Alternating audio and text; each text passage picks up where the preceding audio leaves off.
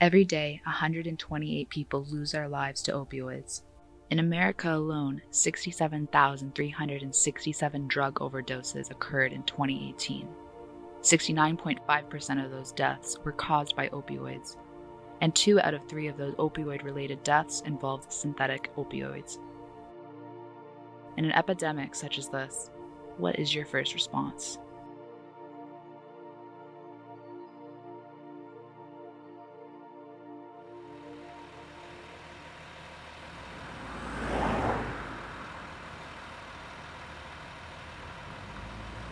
My name is Chris Morton. I'm the Deputy Fire Chief with Maitland Fire Rescue in Central Florida. Getting the word out for this is just something that we in the EMS field have been trying to do, educate, just trying to get people to realize what's going on out there. It affects everybody, and unfortunately we see it on all races, all age groups, all ethnicities. It's very widespread, unfortunately. When I found out our daughter passed away, actually I was out of town at a wedding. Our whole family went out of town. And my daughter, she had never done heroin. She was addicted to Xanax. She said, "Mom, I need rehab." So we sent her to rehab. And in rehab, she met a 26-year-old man that was a heroin addict. And he had no intentions of getting off of heroin while he was in rehab. So he had to be there by court order. She fell in love with him while they were both sober. They got out the first day out. He introduced her to heroin. And a month later, she was dead. I heard about Narcan 5 years ago when my daughter overdosed and died from a drug overdose. And the first responders did not carry it. She was still breathing when they got here, but by the time they got to the hospital, she had died. Had they had Narcan, hopefully she'd be alive today.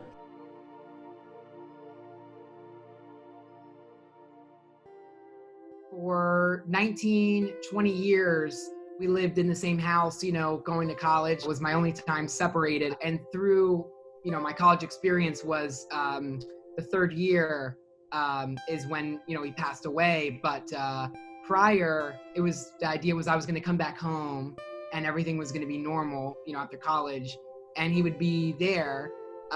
Never had I ever expected at any point during, the 4 years that would have happened. So then when it did happen, it was just out of nowhere, unexpected, eye-opening, just never would ever expect it.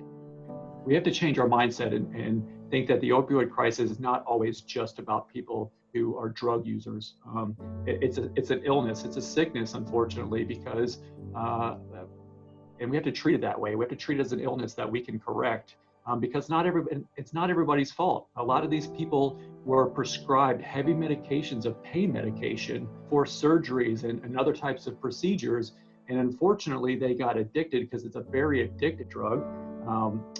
And so they got addicted to it. And then once their doctor said, well, we can't prescribe it to you anymore, they were addicted to a medication and they had no alternative but to sometimes maybe buy it, off the black market or off the street, or start taking heroin, because heroin is a very cheap drug that they can get on the street. And before you know it, you have a family member who went in for an elective surgery, got hooked on a medication, unfortunately, because the healthcare system was pumping out these pain meds. And then it got cut off when the DEA finally said we have a severe crisis. There are many components here. He was in chronic pain, but he had pain unlike any other in the sense that they were unable to determine which organ was the culprit, which was being affected. He was seeing doctor, MD after MD from, West Coast to East Coast, across, everywhere. And the doctors could not determine. And eventually, after months, of sending him around, the medical system, eventually they did determine that there could have been an issue with either his gallbladder or pancreas. They were going to have one of those removed. I think it was going to be the spleen. And he was put on painkillers. He was prescribed opioids. But prior to that, for his pain, he was taking other things that now, after he passed away, I was aware of, that my uncle informed me about. And then in addition to the opioids he'd been taking at the time when he had the overdose, He had been taking what he thought was Xanax laced with fentanyl and his regular prescribed opioids. There's receptors in your brain that control your breathing. The drugs go to those receptors and slow down your breathing or eventually stop it. Narcan goes in, cleans off the receptors, and you start breathing again. It's like throwing a light switch on. And it never fails. It works. If there's one breath left, it works 100% of the time. But nobody knows.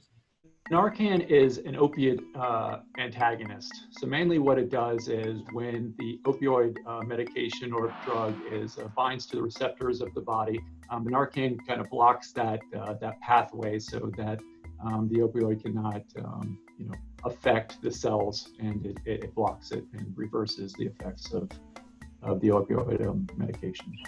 They basically call it the Lazarus drug. It's a drug that it brings people back to life if they've done opioids, an overdose. It's the most unknown lifesaver there is. Well, my next guests, their lives have been like a roller coaster ride. David Siegel was the billionaire king of the timeshare condo industry. And he and his wife Jackie were building the biggest house in America. The hit documentary called The Queen of Versailles captured the moment when the economic meltdown of 2009 rocked their world. Victoria, come here. Nina, can you take a picture of me and Victoria? When I found out my daughter died, I mean, it's just like, here I was. I had just started construction on Versailles, which, if no one knows, I'm the Queen of Versailles, building the largest home in America. And of course, there was a documentary on it and all. We had bought a football team, we had a private jet, did the show Wife Swap. So like just everything. I had 8 beautiful children. My whole life was going great. And then we lost our daughter. And here we are, billionaires, and our daughter's dead. We thought people that do drugs lived under a bridge, homeless people. We didn't know that it's our high school students, it's our college students. It's like the kids next door. It's everywhere. We're losing our future Bill Gates, our future Steve Jobs. We could be losing the cure for cancer. We're losing movies you'll never see and books you'll never read. And it's horrible. Our whole future generation we're losing. This is called Narcan. Okay. And someone could be laying on the ground, turning blue, one breath from death. The first responders or police put it in their nose, push a little button on the bottom, and within 2 to 5 minutes, they'll be sitting up telling you what they took. Me and my husband were the ones that after our daughter Victoria died, we went up to Washington, D.C. We wanted to do something to save lives, so hopefully no other parent has to go through the loss that we did, or at least try to prevent as many as we can. And we've found out that the CARE Act was sitting on the shelf for like 3 years up in Washington, D.C. I talked to every representative, every senator that had anything to do with it. I got it moving, and on July 14th of 2016, President Obama at the time signed it into law. The CARE Act, it's getting like $1 billion from the government that supplies the Narcan, funds the Narcan to be in every police car, on all the first responders all across America. That was my crowning achievement. I could have probably rested on my laurels at that time, but this epidemic, drug epidemic, is so important that I never stopped working on it. I worked 90% of my time working on this epidemic. We've gotten there where we found them, and there's 2 people unresponsive because one called 911 luckily before they took too much, and we get there and we have 2 people unresponsive, and one of them unfortunately is deceased, and we were able to save the other one because of the one who called, and we got there enough time. And then there's other where we get there and they're to the point where they're actually still breathing. But if we weren't there to intervene, it would have just been a matter of time. Usually people don't do drugs alone. They usually have somebody with them. Wouldn't it be nice if somebody overdosed and the person with them reached in their pocket, pulled out the Narcan, or reached in their own pocket and pulled out the Narcan and revived the person? We know that the ambulance arrived within 7 minutes. When he passed out at the party, they were selling many different drugs. Unfortunately, what they found when they came in was that they tried to cover up, flush a lot of certain drugs down the toilet. So we believe that they were more concerned about covering their own back as opposed to maybe calling 911 and getting him in an ambulance very quickly, because 7 minutes was documented, and that amount of time typically could save a life. So for him to go into, a coma, a medically induced coma, and not to come out of it, you wonder those things. Would they, if they had that in their house, would they have done anything? Would it have helped? If they had been more honest, maybe if they called 911, perhaps maybe they didn't. And if they had called 911 quicker, would they have arrived to the scene and been able to revive him quicker? These are just questions you just wonder. I did get the Good Samaritan Act passed in Florida, where if two people are doing drugs and one person overdoses, that the other person will call 911 and stay there with them until the emergency services get there. And they won't, even if they have drugs on them, they won't be charged with a crime. I talked to the sheriff, Mina, about 6 months ago, and he said that they've used it over 2,000 times since we got it in the police cars. And they said that, in there, of those 2,000 people, if we didn't save all of them, I know there's several hundreds of people in there that we saved their lives. Every drug addict should have one in their pocket. People that have heart trouble, they carry nitroglycerin. People with diabetes, they carry insulin.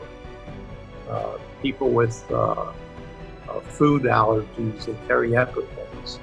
But people with drug habits don't carry Narcan. It's happening every single day. It's up over 100% the death rate from these drugs. We've run on families where their family member has called and said, I found my daughter or I found my son in the bathroom unresponsive, in the tub or on the toilet, because they went into the bathroom to hide to take their drugs because their parents didn't know. So for families who don't suspect that they have any type of problem in their house, it can happen to anyone, unfortunately. I believe that people should be looking out for signs of addiction in their family. It happens too easily. So I was totally unaware of the signs when our daughter passed away. And when he had gotten to the point where he was taking whatever he had been taking at the time, I would try to speak to him, and I tried to have a realistic, just a normal conversation. And I could tell that neither was I getting anywhere, or was it effective, because when I was trying to speak to him, it was almost like he was in another world, and I was really trying to speak to him, and he was very emotional, much more emotional. He was never really an emotional person. Some of the signs are withdrawal, depression, locking themselves behind closed doors, loss of interest, like maybe they used to like to play an instrument, or they used to like to play video games or something, and all of a sudden, like, they're not doing that stuff anymore. Not everybody has telltale signs. Not everybody's got the typical, in the movies where the tourniquet is around the arm and the needle sticking out the arm. We've had dozens and hundreds of those, but there are the types where they snort it, or they smoke it, or they've ingested it, and you just don't know. Push a little Narcan, they start breathing and wake up. And it's kind of an aha moment. Oh, okay, well, we know why we're here now. And there's been multiple families that had no clue. So to say that you don't need it because it would never happen to me, it's not a real logical way to go about that. You used to have a prescription for Narcan. I got the law passed where you no longer need a prescription. You can buy them like at the Walgreens or CVS. It's very readily available. I had no idea. I was not aware of this drug at all, or what. I had no idea, about how severe these issues are until, my brother passed away. Using Narcan buys them 90 minutes of life.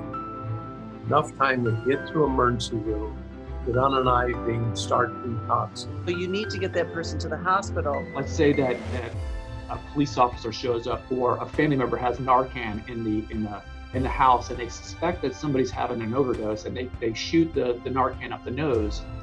What we also want to see from a health care system and an EMS system is that somebody immediately starts doing CPR on this person.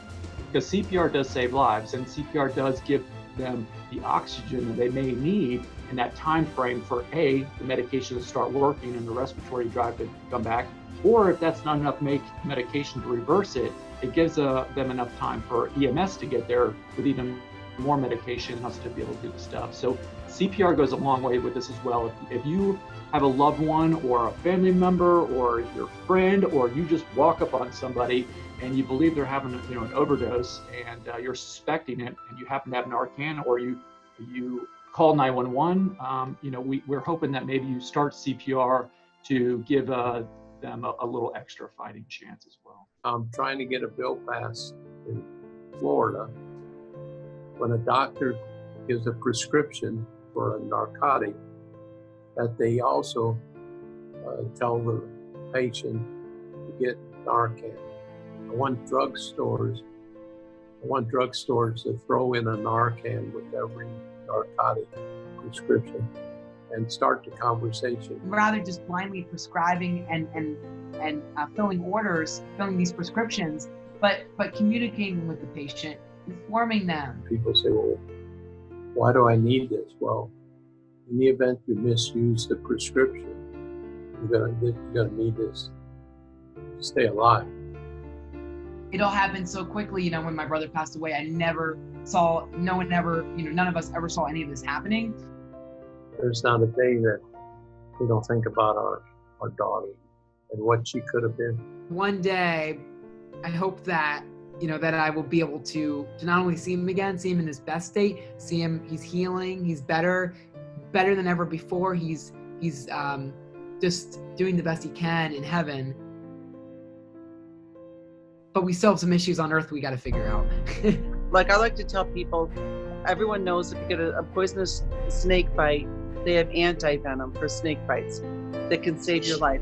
Well, Narcan saves people's lives from an overdose of opioids, which is includes heroin, painkillers, Percocets, opium, all that stuff. It should be in every medicine cabinet. It should be in every nurse's office. If it's important enough for you to have a Band-Aid in your medicine cabinet, then this is a million times more important to have the Narcan in your cabinet.